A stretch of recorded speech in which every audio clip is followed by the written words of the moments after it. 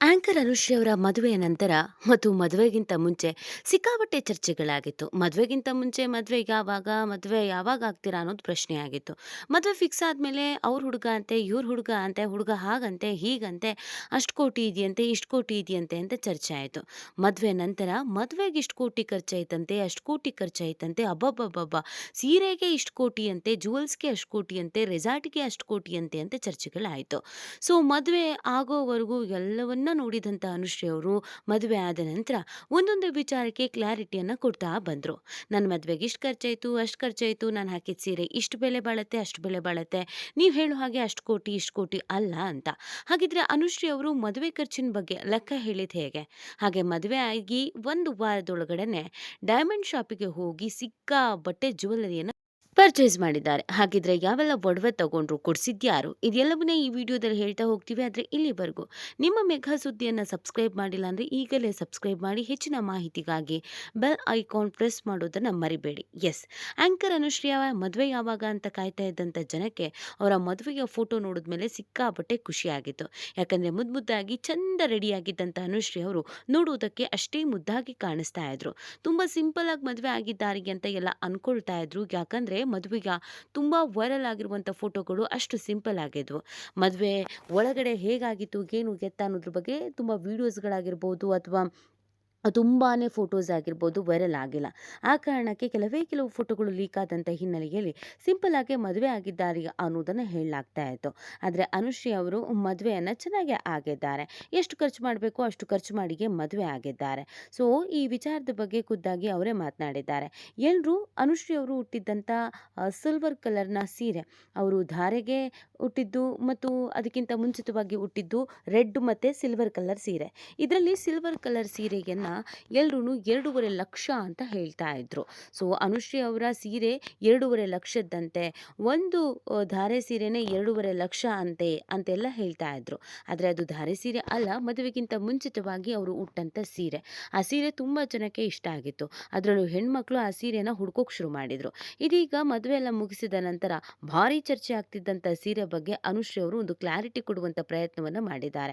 ಅಂದ ಹಾಗೆ ನಾನು ತುಂಬಾ ಚೆನ್ನಾಗಿ ಕಾಣಿಸೋದಕ್ಕೆ ಕಾರಣ ಅಂತ ಹೇಳಿ ಮೇಕಪ್ಪು, ಕ್ಯಾಮ್ರಾಮ್ಯಾನು, ಹೇರ್ ಸ್ಟೈಲಿಶು, ಫೋಟೋಗ್ರಾಫರು ಎಲ್ಲರ ಟ್ಯಾಗನ್ನು ಮಾಡಿರುವಂಥ ಅನುಶ್ರೀ ಅವರು ಕೊನೆಯದಾಗಿ ತನ್ನ ಮದುವೆಯ ಸೀರೆಗೆ ಎಷ್ಟು ಖರ್ಚು ಮಾಡಿದ್ದೀನಿ ಅನ್ನೋದನ್ನು ಕೂಡ ಹೇಳಿದ್ದಾರೆ. ಈ ಸೀರೆ 2.5 ಲಕ್ಷ ಅಂತ ಚರ್ಚೆ ಆಗ್ತಾ ಇದೆ. ನಿಜವಾಗ್ಲೂ 2.5 ಲಕ್ಷ ಅಲ್ಲ. ಆದರೂ 2.5 ಲಕ್ಷ ಅಂತ ಚರ್ಚೆ ಆಗ್ತಾ ಇರೋದಕ್ಕೆ ನನಗೆ ಖುಷಿ ಇದೆ. ಆದರೆ ಇದನ್ನು ನಾನು ಮೈಸೂರು ಸಿಲ್ಕ್ ಅವರ, ಮೈಸೂರು ಸ್ಯಾರಿ ಅವರ ಒಂದು ಕಾರ್ಯಕ್ರಮದಲ್ಲಿ, ಸೇಲ್ಸ್ ಕಾರ್ಯಕ್ರಮದಲ್ಲಿ ನಾನು ಇದನ್ನು ಪರ್ಚೇಸ್ ಮಾಡಿದ್ದು. ನೀವು ಅಂದುಕೊಂಡಂಗೆ ಇದಕ್ಕೆ 2.5 ಲಕ್ಷ ಅಲ್ಲ, ₹2,700 ಅಷ್ಟೇ ಅಂತ ಅನುಶ್ರೀ ಅವರು ಹೇಳಿದ್ದಾರೆ. ಇದನ್ನು ನೋಡಿದಂಥ ಜನರು ಕಮೆಂಟ್ ಮಾಡೋದಕ್ಕೆ ಶುರು ಮಾಡಿದ್ದಾರೆ. ನೀವು ಮದುವೆಗೆ ಇಷ್ಟು ಸಿಂಪಲ್ ಆಗಿ ರೆಡಿ ಆದ್ರಾ? ನಾವು ಬೇರೆಯವ್ರ ಮದುವೆಗೆ ಹೋಗೋದಕ್ಕೆ 3,000-4,000 ಸೀರೆ ತೆಗೆದುಕೊಂತೀವಿ.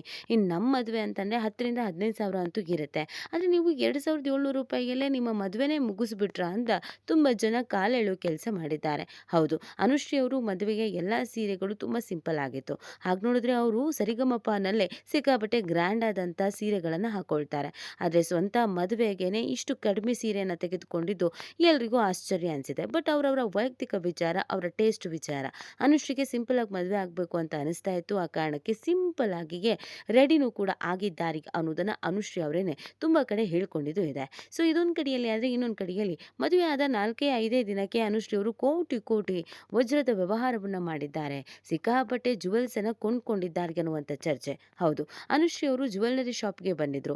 ತಾಳಿಯನ್ನ ಹಾಕೊಂಡು ಬಂದಂಥ ಅನುಶ್ರೀ ಅವರು ಅನೇಕ ರೀತಿಯಾದಂಥ ಜುವೆಲ್ಸ್ ಅನ್ನ ಮೈ ಮೇಲೆ ಹಾಕೊಂಡು ಪೋಸ್ ಕೊಟ್ಟಿದ್ದಾರೆ. ಇದು ಓಕೆನಾ, ಅದು ಓಕೆನಾ ಅಂತ ಕೇಳಿದ್ದಾರೆ. ಅವರ ಸುತ್ತಮುತ್ತ ಫೋಟೋಗ್ರಾಫರು, ಕ್ಯಾಮ್ರಾಮ್ಯಾನ್ಗಳು ಮುಗಿಬಿದ್ಬಿಟ್ಟಿದ್ದಾರೆ. ಯಾಕಂದ್ರೆ ಅನುಶ್ರೀ ಅವರು ಎಲ್ಲೇ ಹೋದ್ರು ನಿಮ್ಮ ಮದುವೆ ಯಾವಾಗ ಅಂತ ಕೇಳ್ತಿದ್ದವರಿಗೆ ಮದುವೆ ಆದ್ಮೇಲೆ ಲೈಫ್ ಹೆಂಗಿದೆ ಅಂತ ಕೇಳಬೇಕು ಅಂತ ಅನ್ನಿಸ್ತಾ ಇದೆ. ಅನುಶ್ರೀ ಅವರು ಮೊದಲೇ ಹೇಳ್ದಂಗೆ ನಾನು ಮದುವೆ ಆದ್ಮೇಲೆ ಸುಮಾರು ಗ್ಯಾಪ್ ತಗೊಳ್ಳಲ್ಲ, ಆದ್ರೂ ನೆಕ್ಸ್ಟ್ ಡೇನೆ ಕೆಲ್ಸಕ್ಕೆ ಬರ್ತೀನಿ ಅಂದಿದ್ರು. ಹಾಗೇನೆ ಅನುಶ್ರೀ ಅವರು ಕೆಲ್ಸಕ್ಕೆ ಬಂದಿದ್ದಾರೆ. ಅವರಿಗೆ ಜ್ಯುವೆಲ್ಲರಿ ಶಾಪ್ನ ಒಂದು ಪ್ರೊಮೋ ಶೂಟ್ ಸಿಕ್ಕಿದೆ. ಅದಾಗಿದೆ. ಪ್ರಮೋಷನನ್ನು ಮಾಡುವಂಥ ಪ್ರೊಮೋ ಶೂಟ್ ಅದಾಗಿದೆ. ಅನುಶ್ರೀ ಅವರು ಈ ಪ್ರಮೋಷನ್ನಲ್ಲಿ ಭಾಗಿಯಾಗಿದ್ದಾರೆ. ಈ ಪ್ರಮೋಷನ್‌ಗೂ ಕೂಡ ದುಡ್ಡಂತೂ ಇದ್ದೇ ಇರುತ್ತೆ. ಇಂತಿಷ್ಟು ದುಡ್ಡು ಅಂತ ಅನುಶ್ರೀ ಅವರು ಡಿಮ್ಯಾಂಡ್ ಮಾಡಿರ್ತಾರೆ. ಆ ಜ್ಯುವೆಲರಿ ಶಾಪಿಗೆ ಹೋಗಿ ಅಲ್ಲಿರುವಂಥ ಒಡವೆಗಳನ್ನು ಹಾಕಿ ಜನರಿಗೆ ತೋರಿಸಿ, ಇಲ್ಲಿ ತುಂಬ ಚೆನ್ನಾಗಿದೆ ಅಂತ ಹೇಳೋದು, ಅವ್ರಿಗೆ ವ್ಯಾಪಾರ ಆಗೋ ಥರ ಮಾಡೋದು. ಆದರೆ ಅನುಶ್ರೀ ಅವರು ಇಲ್ಲಿ ದುಡ್ಡನ್ನು ಮಾತಾಡ್ಕೊಂಡಿಲ್ಲ. ಜ್ಯುವೆಲರಿ ಶಾಪನ್ನು ಉದ್ಘಾಟನೆ ಮಾಡ್ತಿರುವಂಥ ಹಿನ್ನೆಲೆಯಲ್ಲಿ, ಜ್ಯುವೆಲರಿ ಶಾಪ್‌ನ ಪ್ರಮೋಷನ್ ಇರುವಂಥ ಹಿನ್ನೆಲೆಯಲ್ಲಿ ಅಲ್ಲಿಗೆ ಹೋದ್ಮೇಲೆ ಯಾವುದಾದ್ರು ಜ್ಯುವೆಲರಿ ಇಷ್ಟ ಆದರೆ ಅದನ್ನು ತಗೊಳ್ಬೇಕು ಅಂತ ಹೋಗಿದ್ದಾರೆ. ಸೊ ಅನುಶ್ರೀ ಅವರು ಶಾಪಿಂಗಿಗೆ ಅಂತ ಹೋದಂಗೂ ಆಯಿತು, ಪ್ರಮೋಷನಿಗೆ ಅಂತ ಹೋದಂಗೂ ಆಯಿತು ಅಂತ ಯಾವುದೋ ಒಂದು ಸಣ್ಣ ಸರವನ್ನು ತೆಗೆದುಕೊಂಡಿದ್ದಾರೆ ಎನ್ನುವುದನ್ನೇ ಹೇಳಲಾಗ್ತಾ ಇದೆ.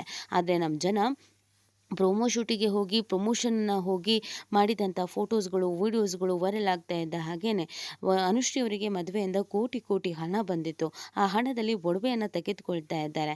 ಮದುವೆ ಆದ 2-3 ವಾರಕ್ಕೆ ಒಡವೆಯನ್ನು ತೆಗೆದುಕೊಳ್ಳೋಕ್ಕೆ ಬಂದ ಅನುಶ್ರೀ ಅಂತ ಹೇಳಿದ್ದಾರೆ. ಆದರೆ ಅನುಶ್ರೀ ಅವರು ತಮ್ಮ ಕಾಯಕವೇ ಕೈಲಾಸ ಅಂತ ಕೆಲಸ ಮಾಡೋದಕ್ಕೆ ಬಂದಿದ್ದಾರೆ. ಅನುಶ್ರೀ ಅವರ ಮದುವೆ ಅಂತೂ ಸಿಕ್ಕಾಪಟ್ಟೆ ಚರ್ಚೆ ಆಗಿದೆ. ಟೋಟಲ್ ಆಗಿ ಅನುಶ್ರೀ ಅವರ ಮದುವೆಯ ಖರ್ಚು ವೆಚ್ಚದ ಬಗ್ಗೆ ಈಗಲೂ ಚರ್ಚೆ ಆಗ್ತಿದೆ. ಅನುಶ್ರೀ ಅವರು ಗುಟ್ಟು ಬಿಟ್ಕೊಡದೇ ಇದ್ರೂ ಲೆಕ್ಕಾಚಾರ ಹಾಕಿದಾಗ 1.5 ಕೋಟಿಯಿಂದ 2 ಕೋಟಿ ಅನುಶ್ರೀ ಅವರ ಮದುವೆಗೆ ಖರ್ಚಾಗಿದೆ ಅಂತ ಹೇಳಲಾಗ್ತಾ ಇದೆ. ಆದರೆ ಅನುಶ್ರೀ ಅವರು ಒಂದು 60 ಲಕ್ಷದಲ್ಲಿ ಎಲ್ಲವನ್ನ ಮುಗಿಸಿದ್ದೀನಿ ಅಂತ ಅವರ ಆಪ್ತರ ಬಳಿ ಹೇಳ್ಕೊಂಡಿದ್ದಾರೆ ಎನ್ನುವುದನ್ನು ಹೇಳಲಾಗ್ತಾ ಇದೆ. ಇನ್ನು ಗಂಡ ಹೆಂಡತಿ ಇಬ್ಬರು ಕೂತು ಮಾತಾಡಿ ಸಿಂಪಲ್ ಆಗಿ ಮದುವೆ ಆಗಬೇಕು ಅಂತ ಅಂದ್ಕೊಂಡ್ರು ಸೆಲೆಬ್ರಿಟಿ ಆಗಿರುವಂಥ ಕಾರಣಕ್ಕೆ ಒಂದು ಸ್ವಲ್ಪ ಹಣ ಖರ್ಚಾಗಿರೋದಂತೂ ಹೌದಂತೆ. ಈ ಬಗ್ಗೆ ನಿಮ್ಗೇನು ಅನಿಸುತ್ತೆ ಅನ್ನೋದನ್ನು ನೀವು ಕೂಡ ಕಮೆಂಟ್ ಮಾಡಿ ನಿಮ್ಮ ಅನಿಸಿಕೆ ಮತ್ತು ಅಭಿಪ್ರಾಯವನ್ನು ತಿಳಿಸಬಹುದು.